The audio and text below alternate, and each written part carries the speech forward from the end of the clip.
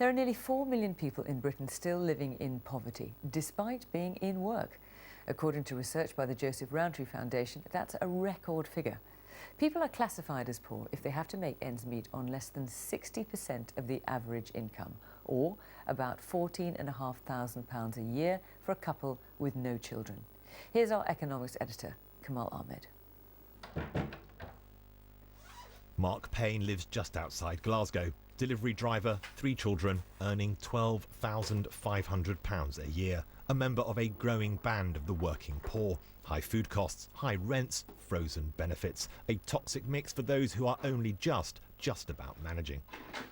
All the cost of living's getting higher, but wages have probably stagnated for the last 7 or 8 years, maybe more. And it just makes it harder for trying to budget week on week. Food shopping, utility bills, all that kind of stuff. To see all different costs comes up, birthdays, and especially this time Christmas, and at this moment in time I have no clue where Christmas is coming from.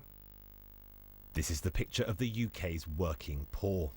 There are now 31.7 million people who have a job in Britain, a record.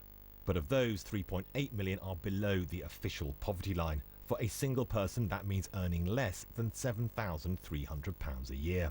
More than 12% of the working population, 1 in every 8, is classed as in poverty.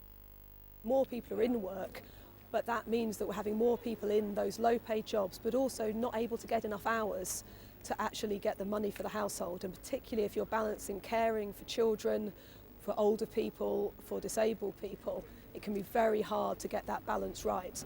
If you're just managing. Concern about the just managing classes goes to the very top. I know you're working around the clock. I know you're doing your best, and I know that sometimes life can be a struggle.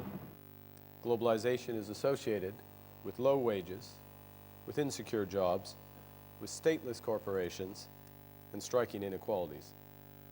2 people who have staked their reputations on creating an economy that works for all, which it isn't at the moment.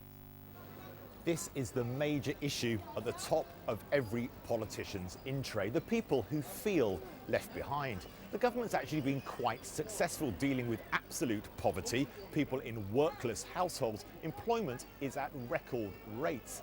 But when it comes to in-work poverty, it's almost undermining that very British statement, an honest day's pay for an honest day's work.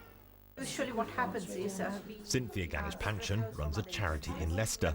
Its food bank was launched for people out of work. Now the employed on low wages are coming through the door. The promise we've been given, I think, generation after generation, if you work hard, you will have a decent life. And I think that promise is which is broken, because no longer people who work hard are having access to that decent life which was promised to us.